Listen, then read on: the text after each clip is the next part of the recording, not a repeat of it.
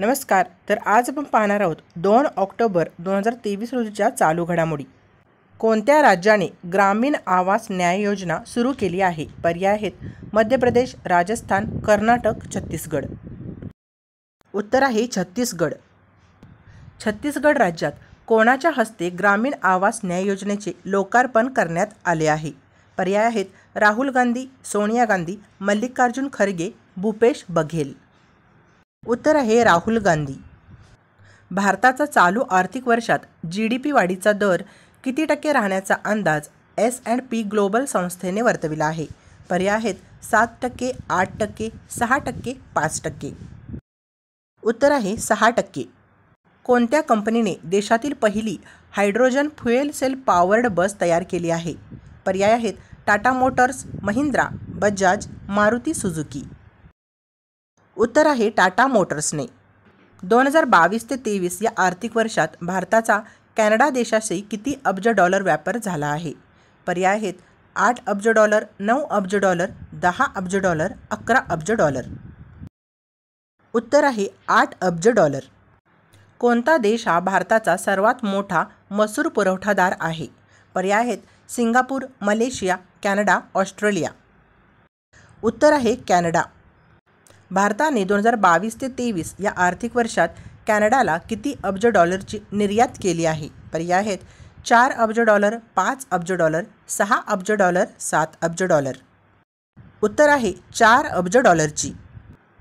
Queen hill सेक्युराइट लॅबच्या अहवालानुसार 2023 वर्षात देशात सर्वाधिक सायबर हल्ल्यामध्ये कोणते शहर प्रथम क्रमांकावर आहे? पर्याय आहेत मुंबई, बेंगलोर, कोलकाता, चेन्नई. उत्तर आहे कोलकाता. 2023 या वर्षात 7 दशलक्ष सायबर हल्ल्यासह मुंबई शहर देशात कितव्या स्थानावर आहे? पर्याय आहेत पहिल्या, दुसऱ्या, तिसऱ्या, चौथ्या. उत्तर आहे दुसऱ्या स्थानावर. कोणाला world leader for peace and security पुरस्काराने सन्मानित करण्यात आले आहे? पर्याय आहेत स्वामी शंकराचार्य, कैलास सत्यार्थी, दलाई लामा, माता अमृतानंदमयी देवी. उत्तर आहे माता अमृतानंदमयी देवी. महाराष्ट्र राज्यातील पहिले संगीत गुरुकुल कोठे होणार आहे? पर्याय आहेत पुणे, बारामती, मीरा भाईंदर, ठाणे. उत्तर आहे मीरा भाईंदर येथे. महाराष्ट्र राज्यात मीरा भाईंदर येथे कोणाच्या नावाने पहिले संगीत गुरुकुल होणार आहे? पर्याय आहेत हृदयनाथ मंगेशकर, लता मंगेशकर, पंडित भीमसेन जोशी, मोहम्मद रफी. उत्तर आहे लता मंगेशकर यांच्या. शेती तंत्रज्ञानावर आधारित भारतातील स्टार्टअपमध्ये 2021 ते 22 आणि 22 ते 23 आर्थिक वर्षात किती टक्के घट झाली आहे?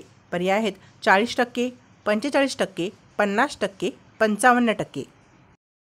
उत्तर आहे 45% घट. लता मंगेशकर यांच्या जयंतीनिमित्त यावर्षीपासून कोणता पुरस्कार देण्यास सुरुवात होणार आहे?